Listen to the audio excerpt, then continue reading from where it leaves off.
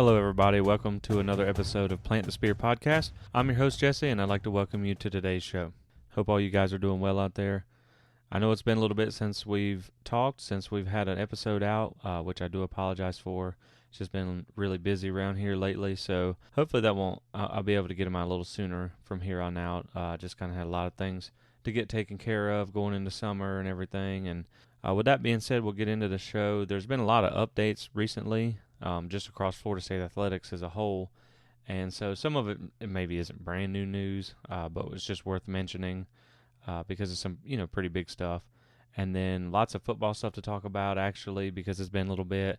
So we'll get into that and then we'll wrap it up. So to start with, Florida State baseball firing Mike Martin Jr. Obviously, like I said, that's pretty much old news.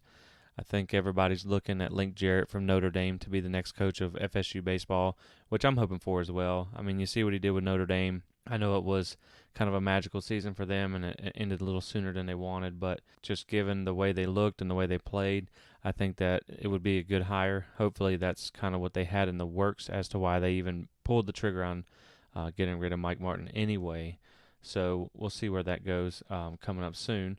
And then you had, they locked up Lonnie for softball, Coach Lonnie Almeida, which was big news. That's such a successful program, and, we're kind of a softball school right now until football makes a comeback. So that's good news. Obviously, you want to keep her around, keep the success going. And I think it's a couple of big moves by the new AD, Michael Alford. He shows that he's not scared to make a change, and he's also not scared to lock up success. And he's going to reward that. So I think it's a good thing to have someone at the wheel who finally values that and is willing to make those changes. And I think that'll bode well for Florida State going forward. As far as football goes, there's actually been some news to talk about because the last episode that we released, I believe we were just talking about some interest between Dimitri Emmanuel and Florida State, the offensive line transfer from Charlotte, which Florida State obviously landed. They also got another FSU got another offensive line transfer as well, and I hope I pronounced these guys' names right. I apologize if I don't. Justin Turnantine, offensive line transfer from South Carolina. He is 6'6", 340, and I mean that's a lot of linemen. That's a lot of dude. That's a couple of good gets for them. I don't know if either one of them might be your starters, but I think it adds some quality depth better than you had before. And to be honest with what we've seen from the offensive line the last few years, just give me all the bodies that you can. Give me all the capable, able bodies that you can.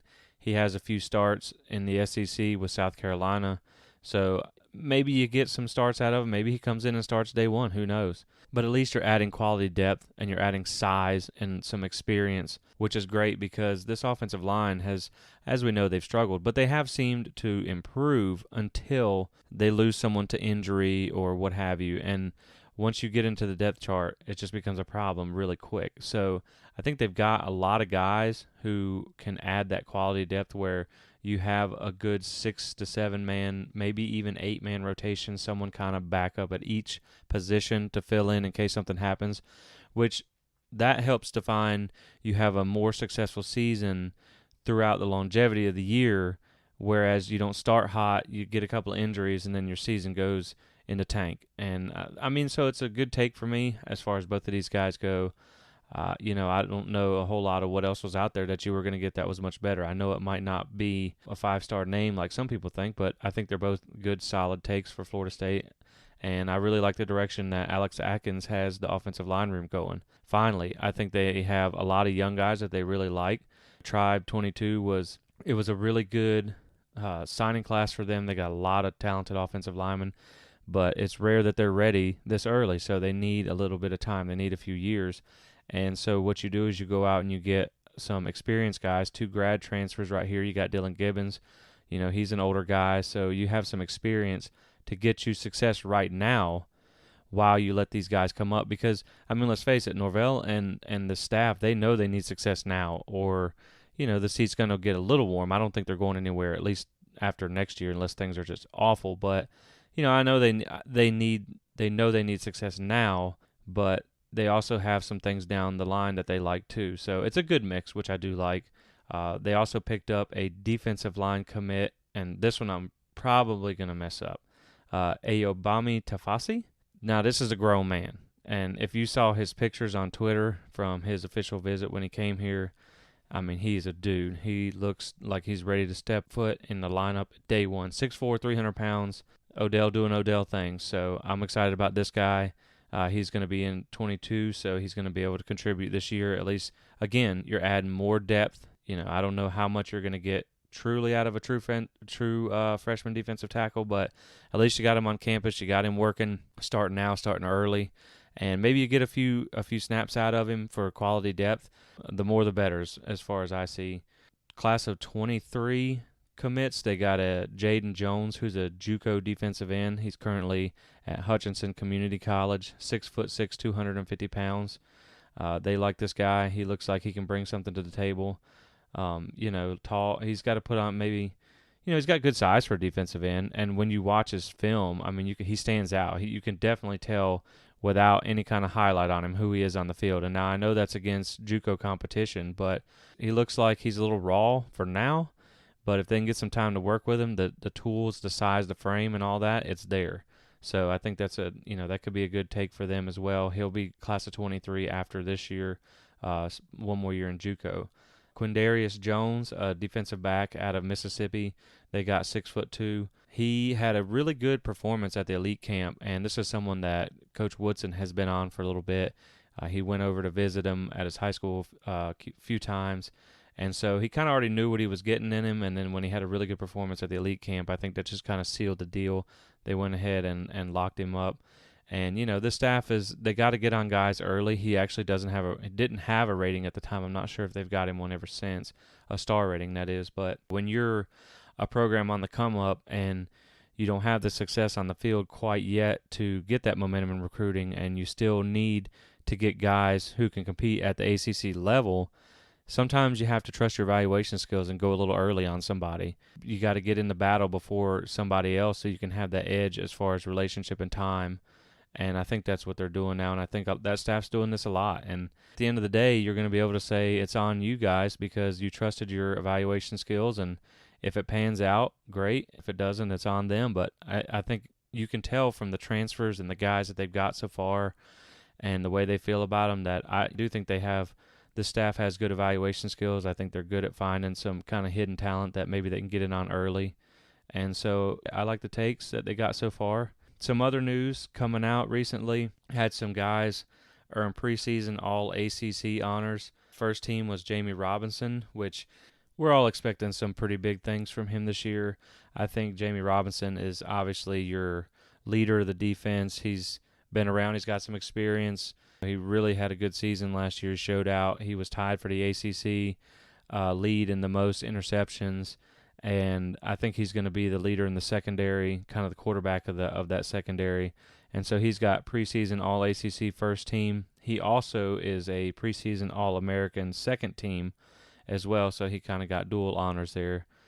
Second team, Alex Mastromano, all preseason All-ACC. That is, third team is Dylan Gibbons and Micah Pittman, and fourth team is Robert Cooper and Cam McDonald. So it's still preseason honors. We'll see how things shake out at the end. I mean, they could obviously finish better than predicted, but it's nice to at least see guys getting some honors now, having expectations that they're going to do good. It's nice to see just Florida State have players on that list because it's something that they've kind of been absent from in recent years, and that's obviously, you can tell from the lack of success on the field that's just kind of where they've been, and it's indicative of the state of the program. And so to see a bunch of guys get their name on preseason honors again, it just makes you a little excited going into the year.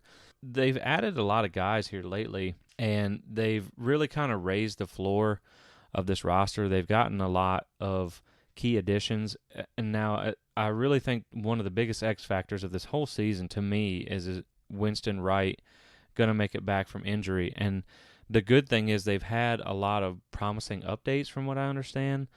He may not be there for Duquesne week 1, but, I mean, you don't really need him for Duquesne. LSU would be nice, but even if he could come back for Boston College after the bye week, that's a majority of the season, and I think that's huge because if you look at his yardage from what he had at West Virginia, you're coming in as your immediate leading receiver as far as production.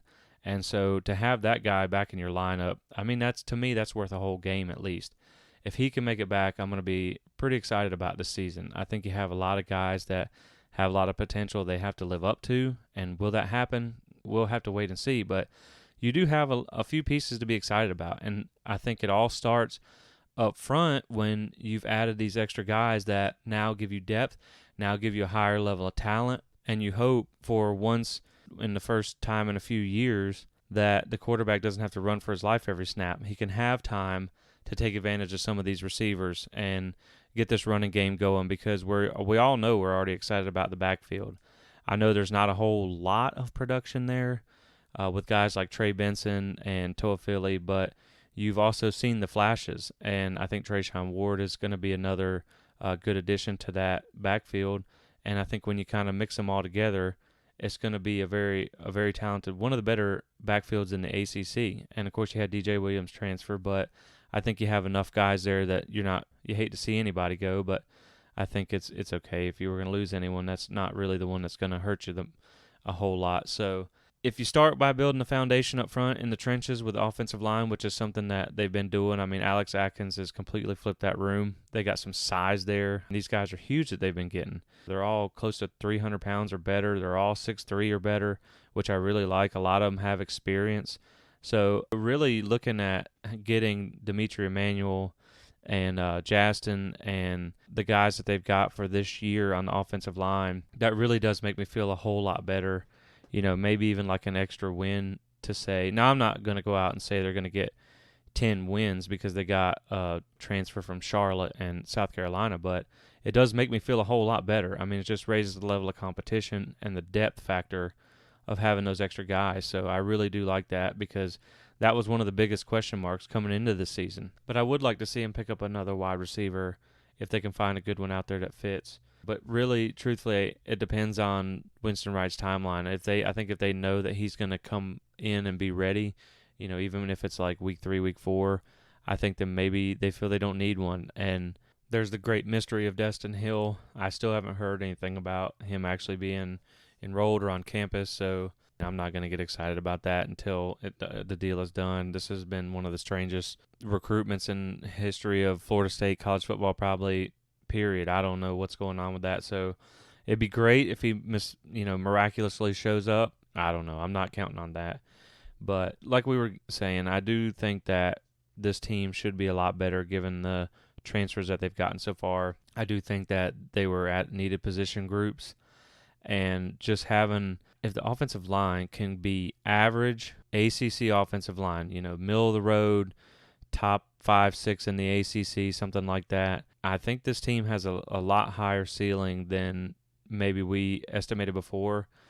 And again, for this upcoming season, I don't really think that it's going to be hard to judge this team necessarily by the record, just because of what they have coming up against them, and that's opposing offenses. I mean, you have Devin Leary coming back, you have Malik Cunningham coming back, you have Sam Hartman coming back, and all of these offenses last year they were legit. I was doing some work on an article the other day for a piece on Norvell's offense, and I want to say Wake Forest and a few of the other ACC offenses were all like top 10, top 20, and they're bringing back most of their production. So that's something that you're going to have to face. So I think really this year is going to be more, how will the defense live up to the hype versus will the offense be able to get on track and score more points. I mean, obviously you got to score to win, but you're going up against a lot tougher slate of offenses probably than you are defenses.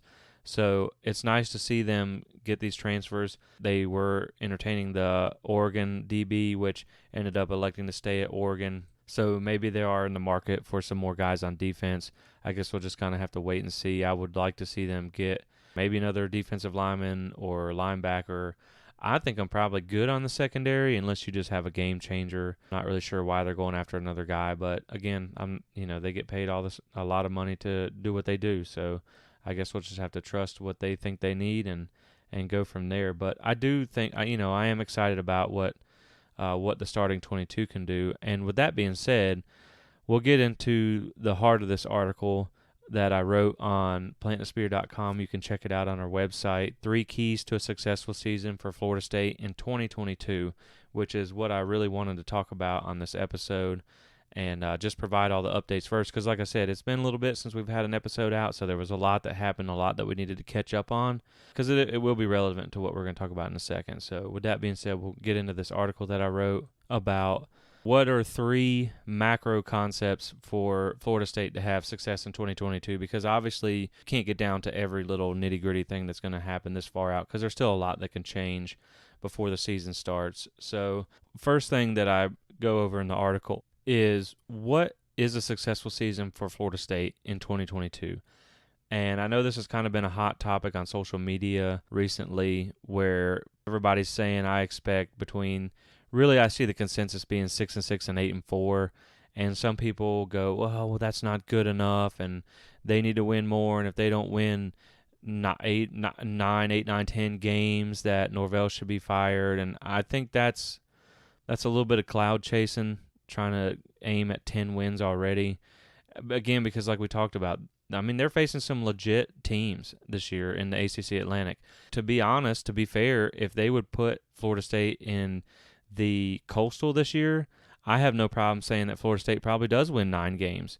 But having to face NC State, Clemson, and Wake Forest, who I feel are probably would all 3 win the Coastal potentially, that's going to be, that's a tough schedule. And then you add Florida in there, which I think we get them this year, and then you have LSU, so it's not a cakewalk of a schedule. So I still think that they can have a successful season, and maybe you don't get 9 or 10 wins. I do fall in the bucket of 7-5 to 8-4 if they play to the potential that I feel like they really do have.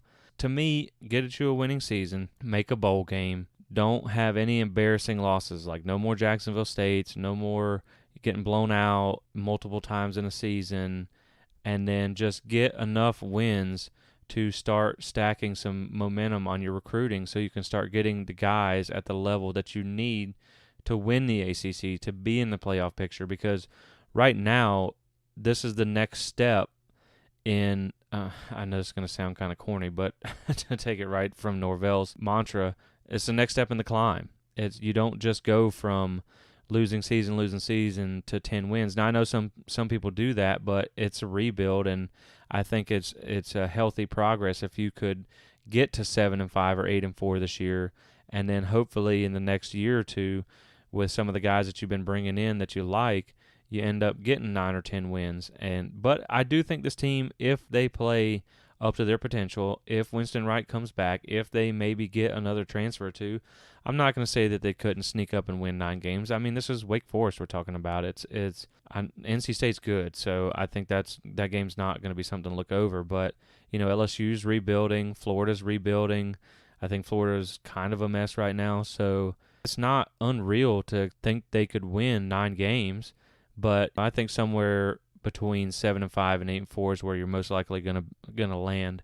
So to me, that's what a successful season is for Florida State. I think that's where you gotta kind of curb your enthusiasm while still being excited. Just know that is kind of in the sights of where you're gonna be.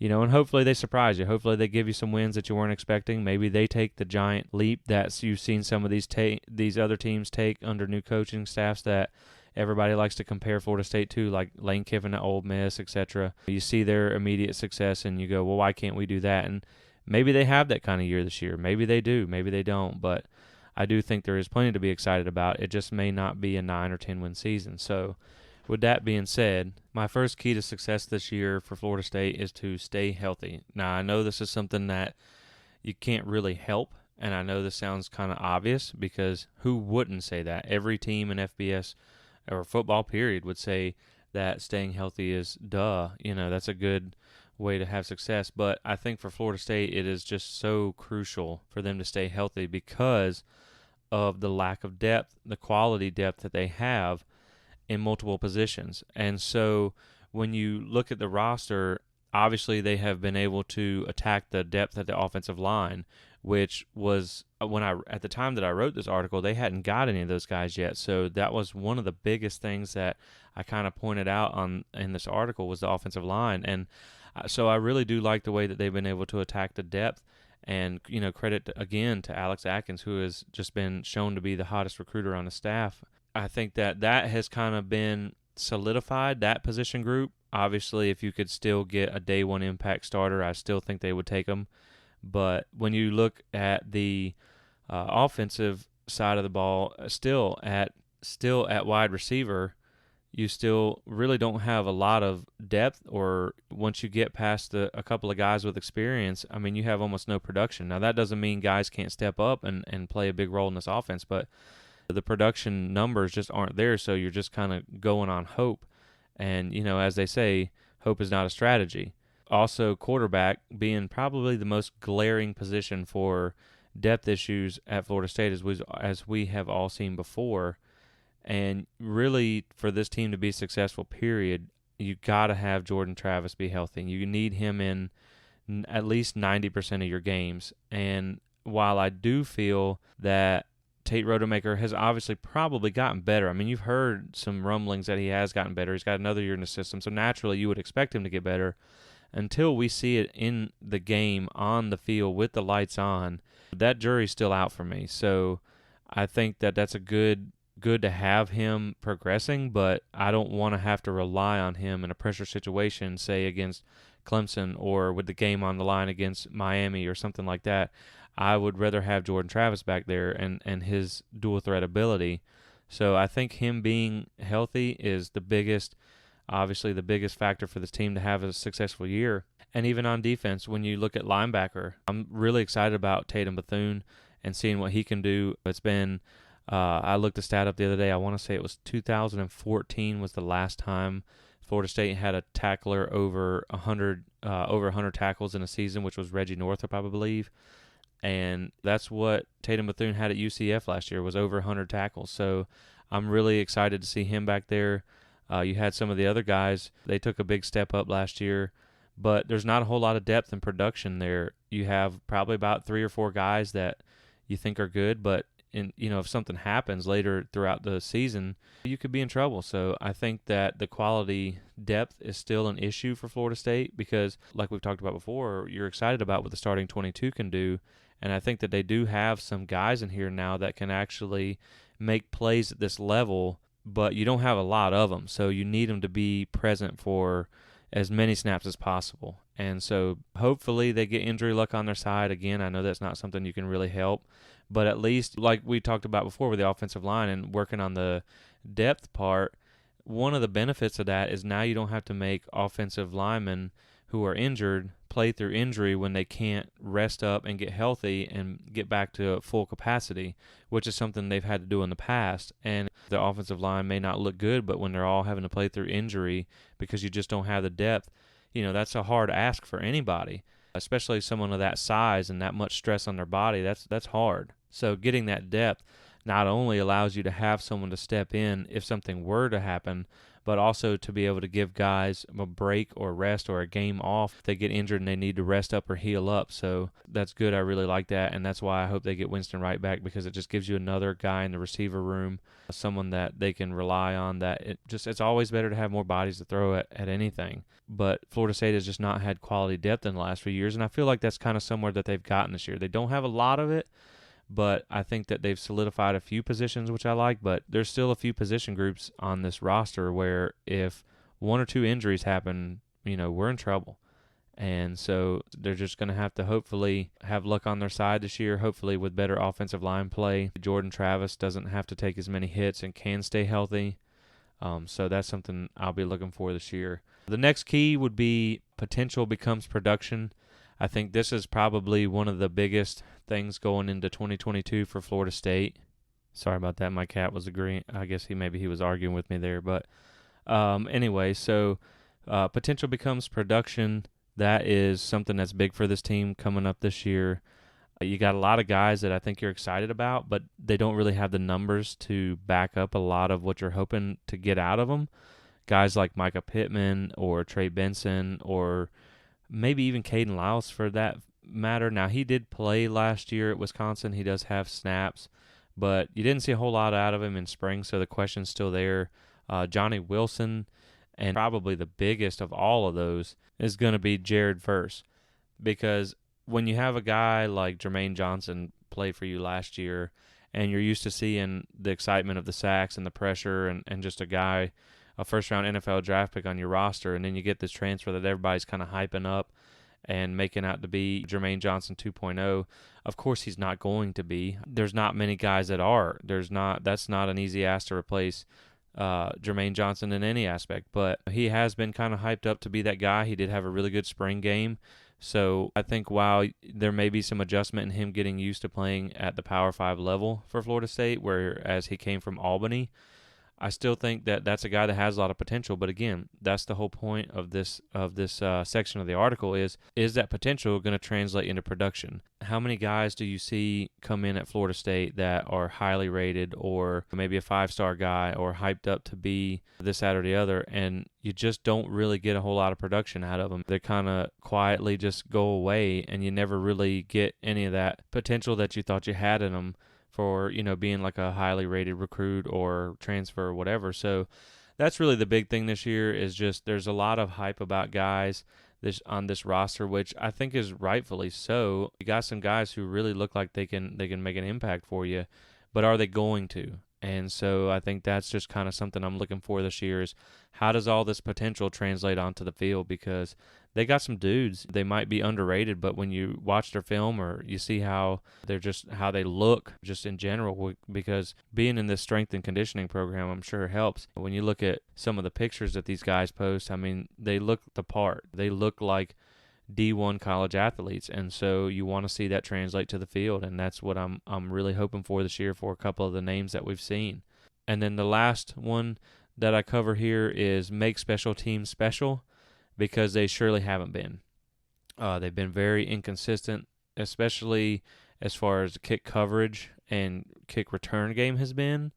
We've all seen that Florida State has lost an amazing amount of yards from not being able to catch a kick, not knowing when to fair catch it, no return game. They keep rotating guys in and out of there, and it just nothing seems to be working for them. They have lapses in kick coverage, and I'm just not really sure what's going on there because Norvell has definitely had some of the better special teams in the country in the past. And Florida State, one of the things I found when I was doing some research for this article was they have not returned a kick for a touchdown since 2018.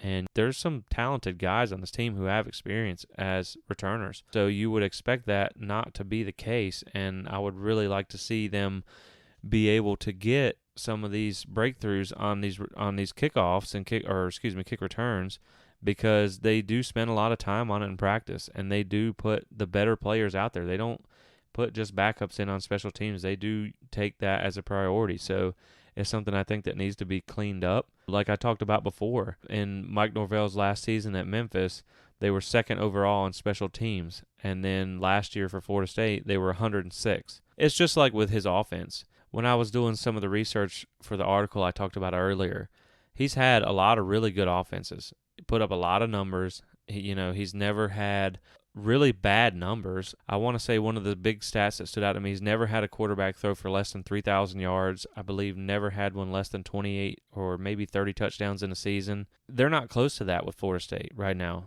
When you look at the numbers for the past few seasons, they're not close to there.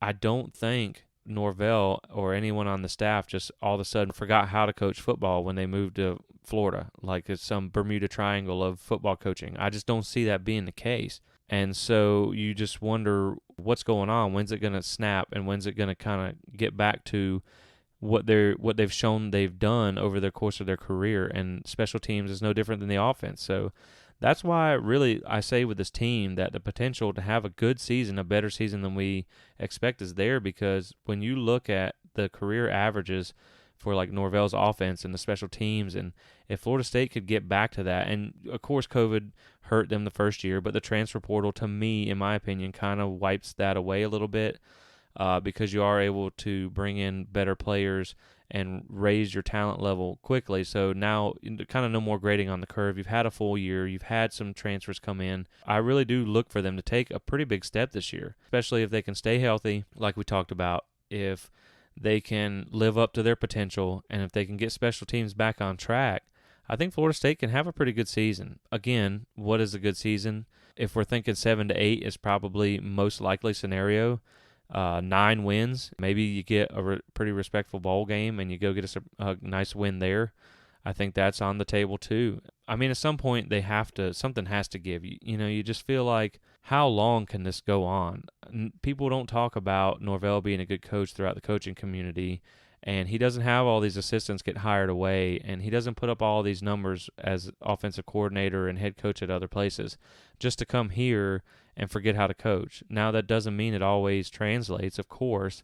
Look at his successor, or not his successor, but his predecessor at Memphis, Justin Fuente, who went to Virginia Tech and really didn't accomplish anything, and he got fired as well. So it doesn't always translate, but Norvell, to me, just from the talk in the coaching circles and everything, he's too good of a coach to continuously kind of have this program be in this position. I feel like he's fixed the culture. He's got recruiting at least doing a little better, and when you look at the transfers that he's able to pull in, they're at least good. Now, that is one thing that I would like to point out too, is when you have guys transferring in from non-Power 5 programs like Charlotte, like Lamar, like Northern Illinois, and they come in and they start day one, that kind of shows you the level that you have of talent on the roster right now. And so for people to go out and say, I expect you to beat Clemson, who's been recruiting top 5 in the country for the past probably 5 years or so, with guys from Northern Illinois, which I know Devontae Love Taylor's not here anymore, but, guys from Group of 5 schools, then is that a realistic ask? Probably not. But now that you've got some guys from like South Carolina, Notre Dame, and Dylan Gibbons, and you've got some guys who you feel good about, you've got some other Power 5 players, Winston Wright from West Virginia, Johnny Wilson from Arizona State, you have some of those caliber guys. At some point, you got to compete and you got to win, and I think they have the potential to do that. But how will it translate on the field? We just have to wait and see, and hopefully they get it all figured out. But again, I think there's plenty to be excited about. So with that being said, I guess we'll pretty much wrap it up here. Like I said, I'm going to try and get more episodes out for you guys. I'm working on that Norvell article still on his offense, just to kind of show that he's a good offensive coach. He's a good offensive mind, and I think a lot of people seem to forget that. But when you go back and you look at his numbers throughout his career and look at the numbers that he's had at Florida State, they're only scratching the surface. And if they can get back to those numbers, I compared them to the rest of the ACC, and it would have been up there. I don't want to give away too much yet, because I think you're going to really enjoy that article or that podcast as well when I get it out. So I appreciate everybody listening. I appreciate you guys tuning in. Make sure to connect with us on social media. That's where we're the most active. Get in on the conversation with us. We post a lot over there.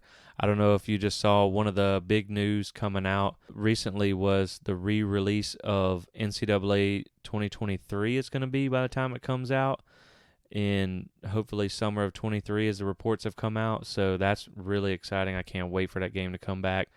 I'm still playing. I didn't even get 14. I'm still playing NCAA 2013. So I got 20 years of dynasties on there. So I'm ready to get a new game. Hopefully it's not a Madden remake and they actually do a really good job with it, because I'm getting it the day it comes out. I can promise you that. If you follow us on social media, you saw that we created an edit for the new cover of NCAA 2023, and we did a Legends edition. We had one with Jordan Travis on it for the regular game. That was the first one I did, and then someone in the comments had mentioned a Legends edition, so we had a little fun with it. We went in, we had Bobby Bowden on there, we had Jameis Winston and Charlie Ward and Chris Winkie, all the Heismans on there. It was pretty cool. Actually, it even got featured on Packer and Durham on ACC Network. So that was pretty cool to see that get played on TV. So you guys can go over to social media, connect with us there, and check all that stuff out. Get in on the conversation with us, like I said, and we'll catch you in the next episode. So I appreciate you listening, and go Noles.